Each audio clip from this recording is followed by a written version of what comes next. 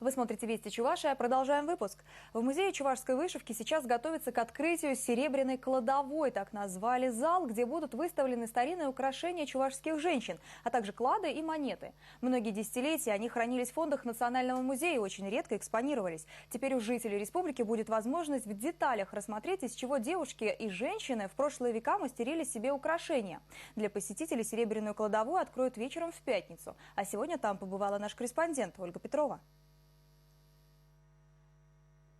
Пуленепробиваемые двери, бронированные стекла витрин, сигнализация. Эта серебряная кладовая отвечает всем современным музейным требованиям по хранению особо ценных экспонатов. Помещение небольшое, но и посетители сюда будут пускать маленькими партиями, как в настоящую сокровищницу.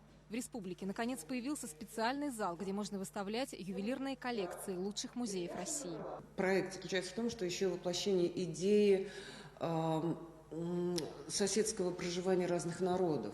Поэтому часть музейной, она будет оставаться. Может быть, она будет корректироваться от размера приезжающей выставки, но, тем не менее, какие бы разными коллекции мы не были, мы хотим сказать о том, что мы вообще-то народ, нация одной страны. В центре национальное древо, а в витрине под ним всегда будут выставляться самые старые экспонаты. Это своего рода корни, из которых выросло современное ювелирное искусство. Плафон и фризы на стенах меняют цвет, и в зависимости от характера экспозиции серебряная кладовая может выглядеть по-разному. Кстати, создавали ее на грант главы республики. Сейчас в музее решают, какие головные уборы и нагрудные украшения войдут в экспозицию. В основном все они родом из 19 века, но вот отдельные элементы могут быть гораздо старше. Встречаются монеты, тухланки, или еще их в литературе называют нухратки.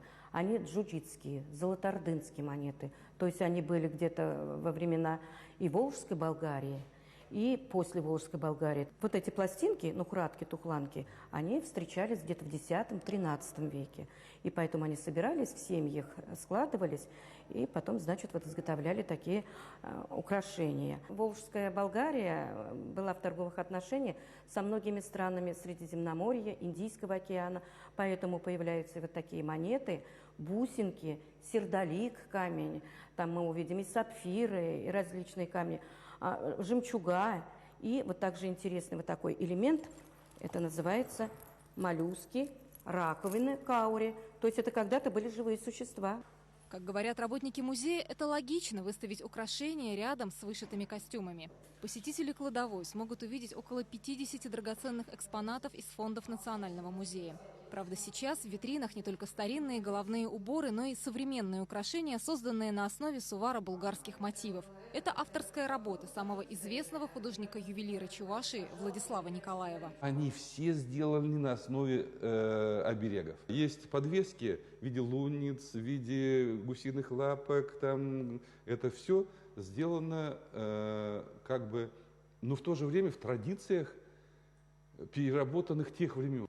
Серебряную кладовую решено было открыть выставкой Николаева, а он решил показать чебоксарцам не только женские серьги и подвески, но и награды, достойные украсить грудь любого мужчины. Владислав Николаев – автор медалей и почетных знаков Чувашии. А вот эти награды только кажутся старинными. На самом деле таких орденов в Российской империи не было. Это фантазия художника, какими бы он сделал кресты и медали, если бы работал в ту эпоху. В их основе, конечно, серебро. Раньше любил с золотом работать и с другими металлами. Но сейчас я влюблен только в серебро. Серебро – это металл нашего народа.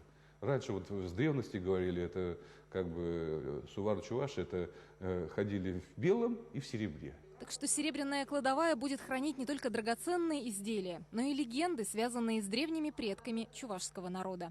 Ольга Петрова, Павел Иритков. Вести Чебоксары. Официальное открытие серебряной кладовой в музее чувашской вышивки назначено на эту пятницу на 4 часа вечера.